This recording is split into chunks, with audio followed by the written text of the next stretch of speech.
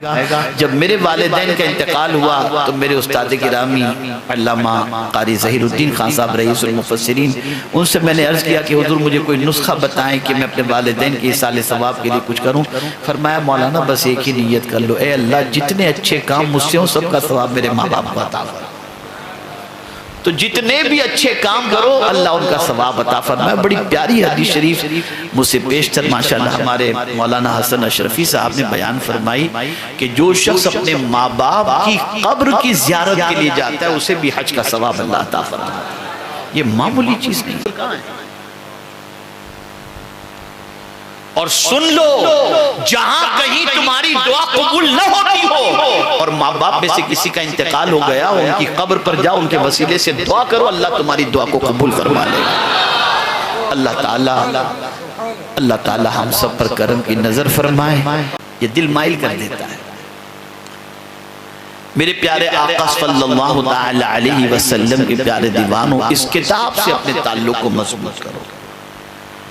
جہاں ماہ رمضان کے اندر قرآن ختم کرنے کی فضیلت ہے، وہیں پر یہ بھی میں آپ کو بتا دوں کہ ماہ رمضان میں آپ کی مسجد یا کسی سنی صحیح العقیدہ مسجد کے اندر درس قرآن یا تفسیر قرآن بیان کیا جائے تو اس میں ضرور شریک ہوا کرو کہ ایک صحابی میرے آقا صلی اللہ علیہ وسلم کی بارگاہ میں حاضر آئے اور عرض کرنے لگے، یا رسول اللہ صلی اللہ تعالی علیہ وسلم مجھ پر اضطراب اور بے قراری کی کیفیت رہتی ہے، کوئی عمل ہو تو بتائیں۔ تو میرے آقا صلی اللہ علیہ وسلم نے فرمایا، گھر سے وضو کر کے مسجد میں جاؤ، درس قرآن کی محفل چلتی ہو تو اس میں بیٹھ جاؤ، اللہ تمہارے قلب پر سکون نازل فرما دے گا۔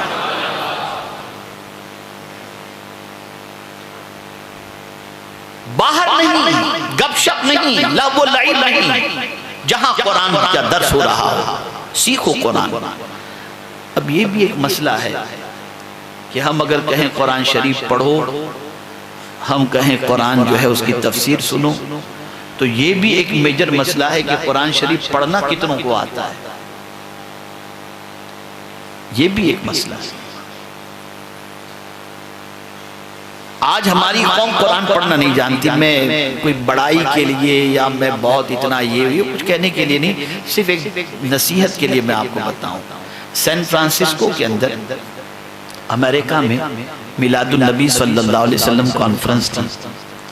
بیت المقدس کے سابق امام بھی تشریف لائے تھے اور دنیا کے 8 بڑے اسکالرز کو انہوں نے مدعو کیا تھا، اس میں یہ خادم بھی تھا۔ تو جب ہم گئے تو اب بیت المقدس کے سابق امام امریکہ ہی میں رہتے ہیں، ایک امام، کئی امام وہاں کے تھے، ان میں سے ایک امام ابھی امریکہ میں رہتے ہیں۔ لیکن جب وہ آئے نا تو میں نے ان کے ساتھ تقریباً 50-60 نوجوانوں کو دیکھا جو چہرے سے لگ رہے تھے کہ نیو مسلم ہیں، چہرے پہ داڑھی، اور بڑے باروب انداز کے اندر ان کے ساتھ داخل ہوئے، لیکن ہاتھ میں سب کے ایک کتاب تھی، سب کے ہاتھ میں ایک کتاب۔ تو وہاں پروگرام کا طریقہ یہ ہوتا ہے کہ 2 گھنٹے کے بعد چائے کا بریک ہوتا ہے 15-20 منٹ کا، اگر لمبا پروگرام ہے 8 گھنٹے کا 6 گھنٹے کا تو اس بریک کے لیے آدمی جو ہال سے نکلتا ہے، باہر لوبی میں جاتا ہے، چائے پیتا ہے، بسکٹ کھاتا ہے، پھر واپس پروگرام کے اندر۔ تو مجھے ان کو بچوں کو دیکھ کر، ان نوجوانوں کو دیکھ کر تھوڑا تجسس ہوا کہ ذرا جانوں تو صحیح کہ یہ ہیں کون۔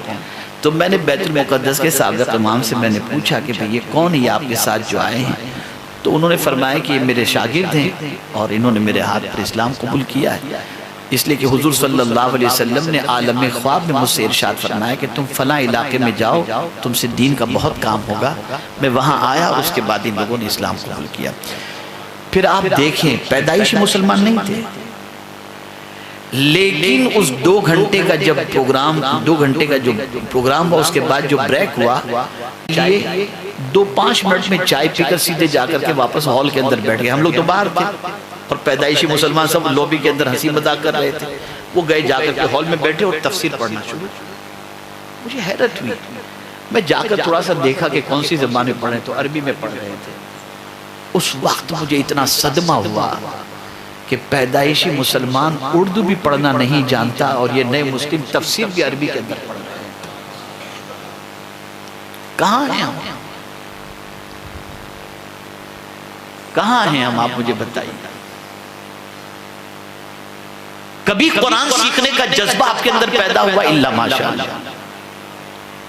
سیکھو قرآن، یہ وہ کتاب ہے کہ جو صرف زندہ رہنے والوں کے لیے مفید نہیں، مرنے والوں کے لیے بھی مفید ہے۔ اتنا تو عقیدہ آپ کے پاس بھی ہے، اسی لیے تو قرآن خوانی مرنے والے کے لیے کرتے ہیں کہ کتاب فائدہ پہنچائے گی۔ لیکن دوسرا آپ کے پہلو، آپ کے دماغ کے اندر دوسری بات نہیں ہے کہ زندے کو بھی یہ فائدہ پہنچاتی ہے۔ آپ نے یہی سمجھا کہ مرنے والے کو فائدہ پہنچاتی ہے، زندہ رہنے والوں کو نہیں پہنچاتی، یہ زندہ رہنے والوں کو بھی فائدہ پہنچاتی۔ اسی لیے قرآن کی روشنی میں آدمی جس کسی کو دیکھے گا کبھی بھٹکے گا نہیں، یہ یاد رکھیے گا۔ اللہ والوں نے لوگوں کو پہچانا، قرآن کے ذریعے پہچانا، اور جب قرآن کے ذریعے پہچانا تو کبھی دھوکہ نہیں کھائے۔ میں اس کو ایک ایگزامپل کے ذریعے سمجھاؤں، بات اچھی طرح سمجھ میں آ جائے گی۔ نماز مومن بھی پڑھتا ہے، نماز منافق بھی پڑھتا ہے، لیکن منافق کون ہے اس کو پہچاننا ہو تو کوئی دشواری نہیں ہے۔ قرآن نے واضح طور پر فرما دیا قد افلح المؤمنون الذین هم فی صلاتهم خاشعون، یہ مومن کی پہچان بتائی۔ اور جب منافق کی بات آئی تو قرآن کہتا ہے اذا قاموا الی الصلاۃ قاموا کسالی، ایک دم سستی کے ایسے نماز۔ یہ نماز منافق کی نماز ہے۔ میں یہ نہیں کہتا کہ ہر کلمہ پڑھنے والا منافق ہے، جو اس طرح سے نماز پڑھتا ہے وہ منافق ہے، لیکن قرآن سے آپ اپنے اندر موجود کیفیت کو دیکھو کہ کہیں ایسا تو نہیں کہ منافق کے راستے پر چل رہے ہیں۔ یہ چیزیں سمجھنے کی ضرورت ہے۔ ماہ رمضان میں یہ سیکھو، کوئی بھی عبادت سوتے میں نہیں ہوتی، نماز سوتے میں نہیں ہوتی، حج سوتے میں نہیں ہوتا، زکوٰۃ سوتے میں نہیں ہوتی۔ اے ماہ رمضان تیری عظمتوں پر قربان کہ ہم سوئیں تب بھی ہمارے نامہ اعمال میں عبادت کا ثواب لکھا جاتا ہے۔ کتنا مقدس مہینہ آ رہا ہے، ہم جتنا اس مہینے کا احترام کریں اتنا کم ہے، جتنا اس مہینے میں عبادت کریں اتنا کم ہے۔ میرے پیارے آقا صلی اللہ علیہ وسلم کے پیارے دیوانوں، لہو و لعب سے بچیں، کھیل کود سے بچیں، تفریح سے بچیں، ٹائم ویسٹ کرنے سے بچیں۔ پتہ نہیں کون سا وقت کیسا ہو کہ اس وقت ہم لگے ہوں اللہ کی بندگی کے اندر اور مولا کی کرم کی نظر پڑ جائے اور ہماری دنیا اور آخرت دونوں سنور جائے۔ اب آخری ایک حدیث شریف عرض کر کے میں اپنی گفتگو کو ختم کرتا ہوں۔ اللہ عز و جل نے، اللہ کے رسول صلی اللہ علیہ وسلم نے فرمایا الصیام والقرآن یشفعان یوم القیامہ، روزے اور قرآن یہ دونوں قیامت کے دن شفاعت کرائیں۔ اتنی پاورفل چیز ہے یہ۔ جب قیامت میں ہے کیا سچویشن ہو گیا؟ سر تو اتنا ایزی لے چکے ہیں ساری چیزوں کا، کچھ بھی نہیں یار، مولانا سب چلتا ہے۔ ہم نے قیامت کو کچھ سمجھا ہی نہیں۔ قیامت کے تصور سے جن کو جنت کی بشارت دی گئی تھی وہ صحابہ لرزتے تھے، صرف قیامت کا خیال آتا تھا، اور ہم تو سمجھتے کون کچھ بھی نہیں، سیدھے ادھر اندر گئے سیدھا جنت میں نکلے، بس یہ ہمارا تصور۔ ایک عجیب سچویشن بن گئی۔ قیامت، صدیق اکبر رضی اللہ تعالیٰ عنہ جیسی شخصیت کہ جن کی صحابیت کا انکار کرنا کفر ہے، وہ صدیق اکبر کہتے ہیں کاش میں کوئی چڑیا ہوتا، پرندہ ہوتا کہ مجھے کاٹ کر کے ذبح کر کے کھا دیا جاتا اور قیامت میں مجھے خدا کے سامنے حاضر ہونے کا موقع نہ ملتا، حساب دینے کا وقت نہ ملتا۔ یہ کون کہہ رہا ہے؟ جنہیں مصطفیٰ جان رحمت صلی اللہ علیہ وسلم نے جنت کی بشارت عطا فرمائی، اور ہماری پوری زندگی گناہوں میں گزر سے دیکھا جائے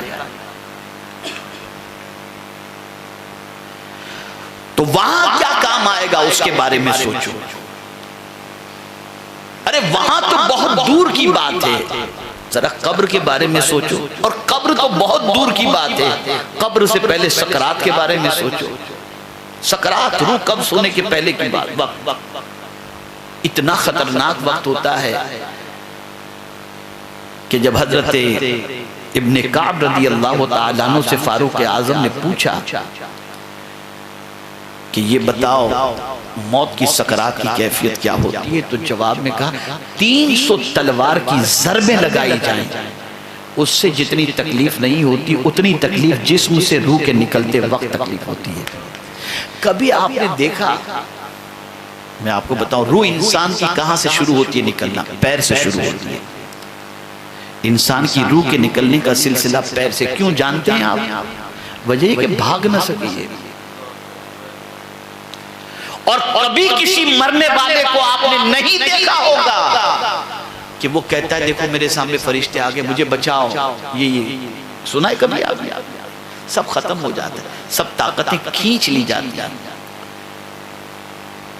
روح کے نکلنے کا وقت اتنا تکلیف دہ ہوتا ہے اور پیاس کی اتنی شدت ہوتی ہے جس کی کوئی انتہا نہیں، اور اسی وقت شیطان ہاتھ میں پیالہ لے کر کے آتا ہے، مجھے خدا کہہ دے میں تجھے پانی پیش کر دوں گا۔ بہتوں کے ایمان چلے جاتے ہیں، بہتوں کے ایمان بچ جاتے ہیں۔ ایسے موقع کے حوالے سے حضور صلی اللہ علیہ وسلم نے فرمایا کہ بے نمازی کو سکرات کے وقت اگر 7 سمندروں کا پانی پلا دیا جائے تب بھی اس کی پیاس نہیں۔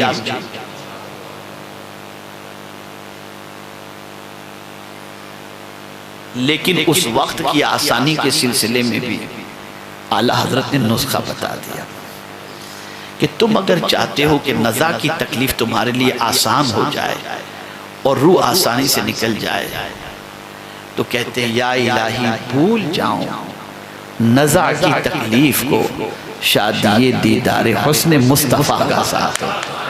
اگر اس تکلیف سے بچنا چاہتے ہو تو حضور کی محبت میں اتنا ڈوب جاؤ کہ زبان سے کہو نہیں کہ میں سو جاؤں یا مصطفیٰ کہتے کہتے، بلکہ عادت بنا لو۔